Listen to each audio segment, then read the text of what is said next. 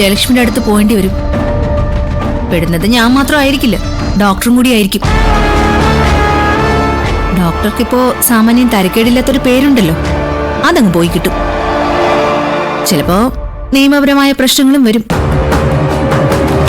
ഇതിപ്പോ എന്റെ മാത്രം ആവശ്യമല്ല, ഡോക്ടറുടെ കൂടെ രക്ഷിക്കാൻ ഞാൻ ഈ പറയുന്നത്. തെറ്റാണ് കുട്ടി ഇതൊക്കെ. അന്ന് ആത്മഹത്യ ചെയ്യുമെന്ന് പറഞ്ഞ് ഭീഷണിപ്പെടുത്തിയപ്പോ എനിക്കൊരു കള്ളം പറയേണ്ടി വന്നു. ഇപ്പൊ താനെന്നെ ഭീഷണിപ്പെടുത്തുന്ന അവസ്ഥയിലെത്തി. അയ്യോ, അങ്ങനെയൊന്നുമില്ല, തെറ്റിദ്ധരിക്കില്ല ഡോക്ടറെ.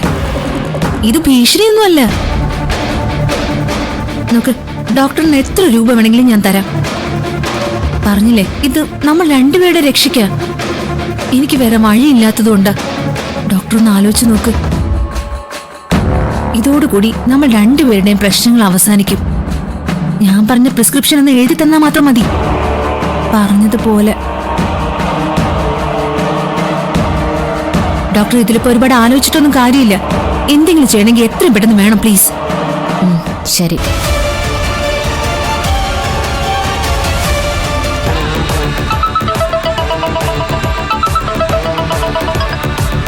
മോളെ പറയേ.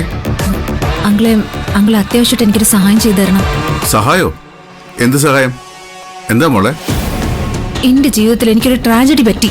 ട്രാജഡിയോ? എന്തൊക്കെയാ നീ പറയുന്നത്? എന്താ മോളെ പ്രശ്നം? ഇത്രയും കാലം എനിക്കൊപ്പം നിന്ന് പ്രണവ് ഒറ്റയടിക്ക് മറുകണ്ഠം ചാടി. മറുകണ്ഠം ചാടി എന്നൊക്കെ പറഞ്ഞ പ്രണവ് ഇപ്പോഴും ഗൗതമിന്റെ നിധിയുടെ പക്ഷത്താ. പ്രണവിന്റെ ബദ്ധശത്രുക്കളായതല്ലായിരുന്നോ അവര്? എന്നിട്ടിപ്പോ എന്താ പറ്റിയത്?